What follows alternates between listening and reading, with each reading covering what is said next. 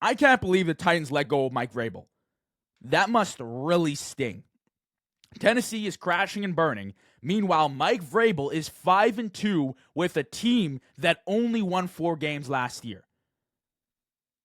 Head coaching is primarily about relationships and motivation, in my opinion. You know, if you're an offensive head coach, you call plays, it's about that for sure. You're a defensive head coach, you work with the defense, yada, yada, yada. What is head coaching when it really, you really boil it down to the crux of it? Like, what is it? It's relationships, right? You're going to have an OC, you're going to have a DC. What makes a good head coach? I mentioned it earlier on in the episode. How do you judge coaching? Well, it's tough, right?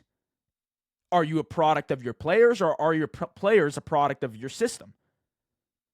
Unfortunately, I don't know. We can analyze, we can watch the film, we can kind of predict, but you'll never truly know. You look at the wins and losses, and you tell me who's a good and bad coach, pretty much. Offense isn't moving, Matt LaFleur sucks. Can't call plays. All of a sudden, they put up 2 touchdowns. Thank goodness we have Matt LaFleur, right? Just as an example. Nothing against Matt LaFleur, by the way. But anyways, I digress. Mike Vrabel, every player that I've heard talk about Mike Vrabel has good things to say. He's a motivator. He builds a great culture. He builds a great locker room of players. The guys love him. He's a former player himself. He knows what's going on. He was a successful player for the Patriots.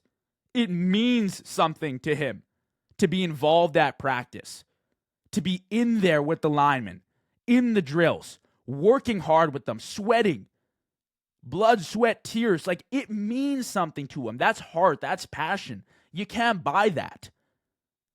That's what makes Mike Vrabel special. He's a culture setter. And Tennessee, for whatever reason, moved on from him, and now they stink like dog shit.